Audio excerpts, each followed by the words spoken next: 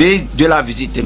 Et puis, il y a aussi le fait d'instruire les ignorants. Il y a des personnes ignorantes et l'ignorance les fait paniquer, l'ignorance les fait courir par-ci par-là et l'ignorance les pousse à propager l'erreur. Quelqu'un a dit quelque chose quelqu'un a dit quelque chose sur l'internet, il prend cela, il envoie cela sur WhatsApp, l'autre la prend ça et envoie ça à l'autre personne, que le monde prend fin et on fait paniquer tout le monde. Faut pas faire cela.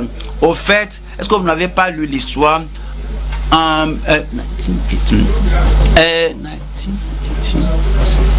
et en 1918, il y avait il y avait une pandémie de par le monde entier et 100 millions étaient presque détruits en ce temps-là. Et le monde n'était pas détruit. Alors, 100 ans déjà passés, il ne faut pas permettre que les gens envoient ceci et cela, que cela veut dire que le monde maintenant tend vers sa fin. Jésus a dit que vous entendrez parler des guerres, des bruits de guerre. Et là, Jésus a parlé des pestes, la pandémie, ou une peste, c'est la même chose, des fléaux, c'est la même chose. Et il dit que, mais la fin n'est pas encore arrivée. La fin n'est pas encore là. Alors, nous allons bientôt arriver à la fin. Donc, il faut instruire les ignorants. 2 Timothée, chapitre 2, 24. 2 Timothée, chapitre 2, verset 25. Il doit redresser avec douceur les adversaires, dans l'espérance que Dieu leur donnera la repentance pour arriver à la connaissance de la vérité.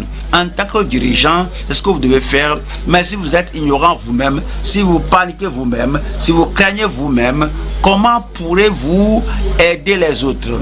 Alors vous n'allez pas paniquer. Alors R, c'est de renouveler votre intelligence, votre esprit avec la vérité, votre esprit avec la parole. Vous renouvelez votre esprit avec la prière et l'intercession. Et comme vous renouvelez votre pensée, comme vous êtes renouvelé, vous serez en mesure de parler aux autres membres, aux autres ouvriers et dirigeants. Voyons Éphésiens chapitre 4, verset 23. À être renouvelé dans l'esprit de votre intelligence. Vous êtes réveillé, vous êtes éveillé parce que vous êtes renouvelé. Et il y a aussi le fait de bien se servir de la connaissance. Faut pas mal interpréter la Bible. Faut pas utiliser la Bible pour confondre les autres. Faut pas utiliser la Bible pour faire paniquer les autres. Il faut bien utiliser la connaissance. C'est ainsi qu'on doit être dirigeant. Proverbe 15. Proverbe 15. Proverbe 15. Proverbe 15.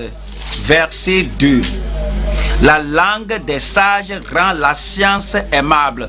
Vous allez bien utiliser votre connaissance pour faire sortir les gens de la crainte et de faire ôter les gens de la panique. Et puis, il y a aussi le fait de rechercher la gloire de Dieu seulement.